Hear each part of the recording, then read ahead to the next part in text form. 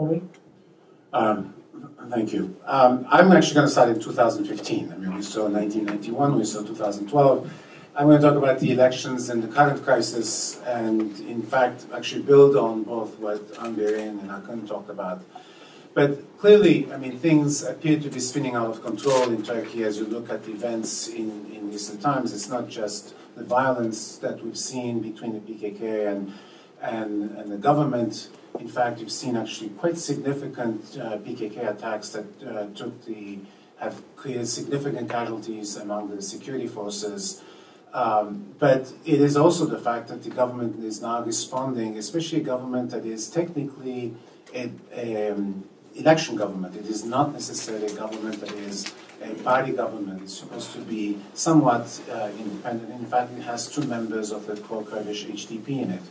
But you're seeing that this government is taking very strict actions. We saw the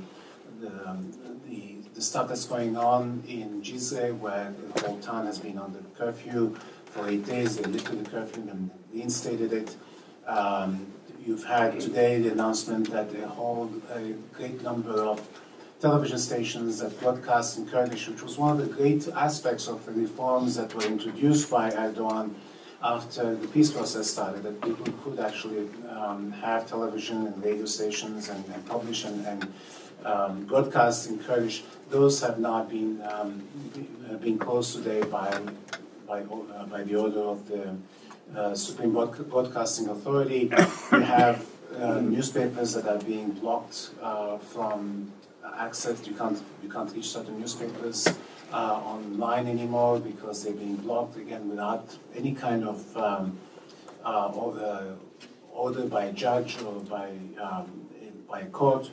So you have essentially an escalating situation in Turkey, that is becoming more and more one between, I wouldn't say between Turks and Kurds, although of course it is significantly between Turks and Kurds, but also between really a government or a president and a significant segment of the population. And that's what it boils down to. And I would say that at the root of this is essentially the failed election results of June 7th. On June 7th, the AKP, for the first time since 2002, lost its majority. And it lost its majority for essentially, I would believe, two reasons. One is because it was very clear that President Erdogan wanted to transform the Turkish political system from a constitutional parliamentary system to a presidential system, maybe a la French system. And there was a great deal of resistance to that among people.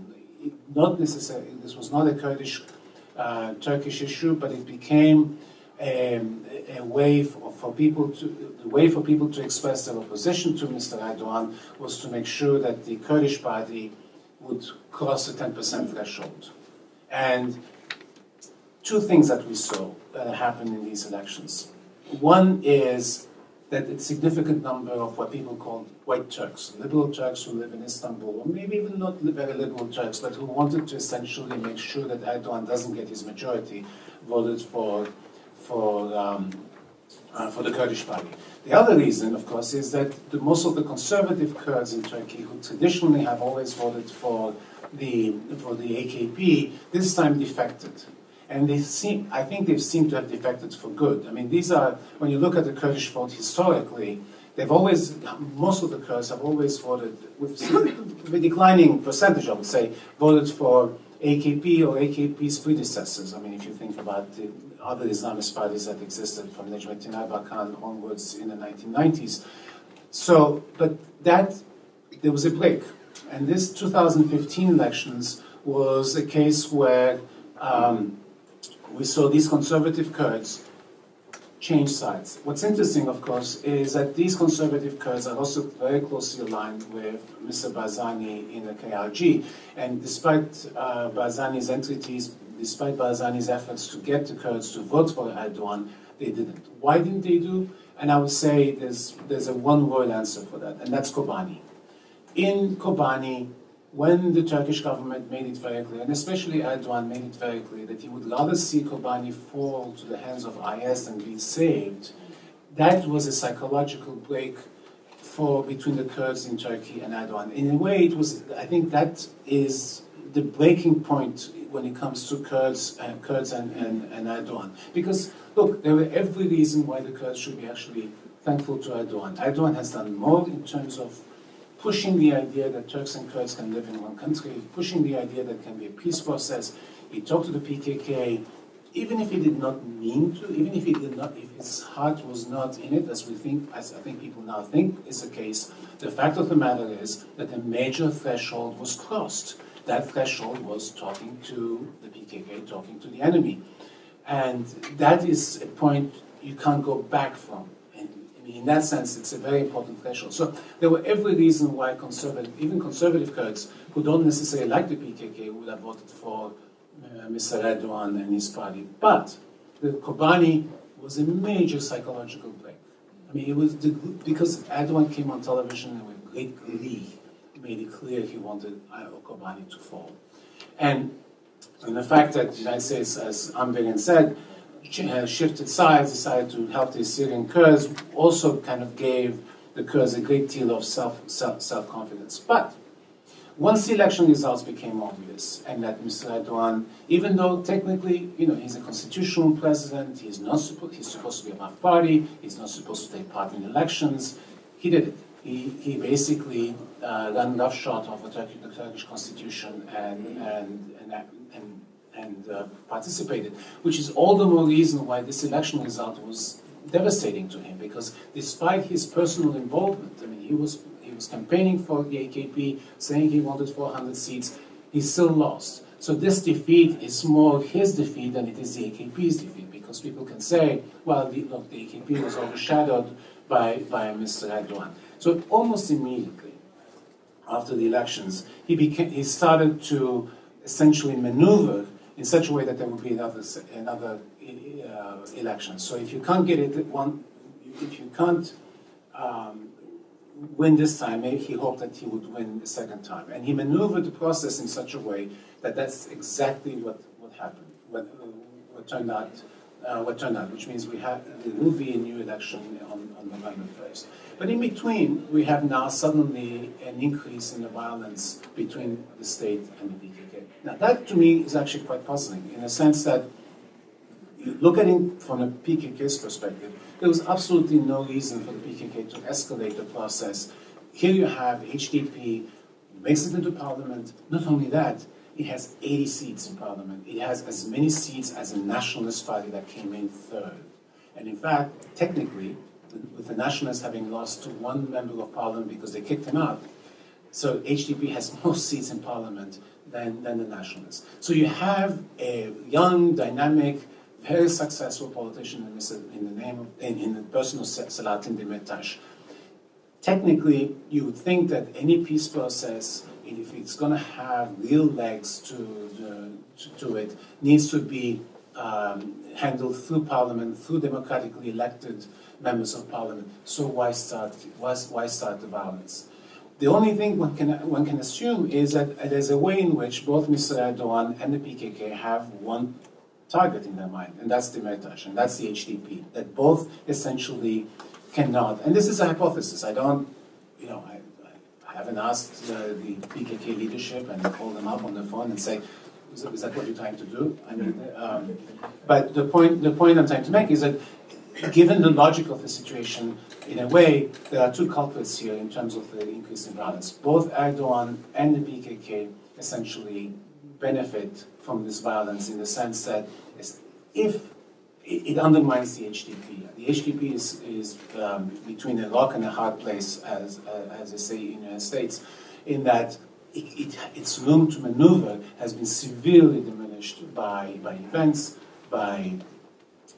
now, that, by the way, doesn't necessarily mean that the HDP has lost support. I mean, all polls indicate, to the extent that Turkish polls are accurate, and I think they are this time because the same polling organizations that predicted the previous election results are essentially predicting the same results, that there will be marginal differences, changes in the election results. And therefore, it's quite possible that come November 1st, that the same result will emerge from the elections. That's one hypothesis. Now, if the violence increases, if what we saw in Jizre and yesterday in Diyarbakir, if this kind of violence that calls in for martial law, curfews, essentially the breakdown of law and order in the southeast, where the HDP wins with overwhelming majority. I mean, at the town of Jizre, for instance, the mayor was just removed by the Minister of Interior. She won her seat with 83% of the vote. So it's not, this is significant reservoirs of support, and I suspect, by the way, given the way the state has been behaving, that the number of votes are going to increase. So the only way you can push HDP under the 10% threshold is if you make voting impossible, in which case then the election becomes illegitimate. So from my perspective, I think Erdogan has taken an enormous gamble from which he cannot win.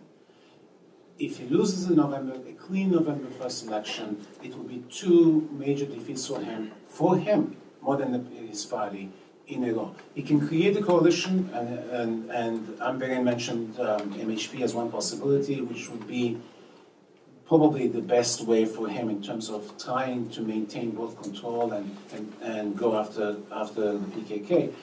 But if HDP is kept below the 10% threshold because of an illegitimate election, then we have Akın's argument that you have in urban areas organized but not centralized Kurdish youth groups that are going to take matters on their own, and that is actually a very, very dangerous proposition for Erdogan. He may get all the seats he wants in parliament, but Turkey is going to be amazingly unstable with all the dire consequences we can think of for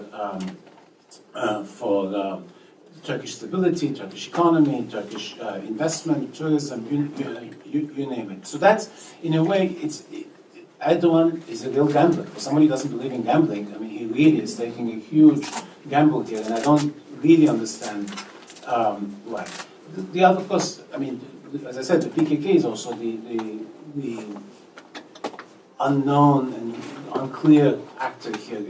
And this, of course, couldn't have come at the worst time, as Amberin also said, for the United States.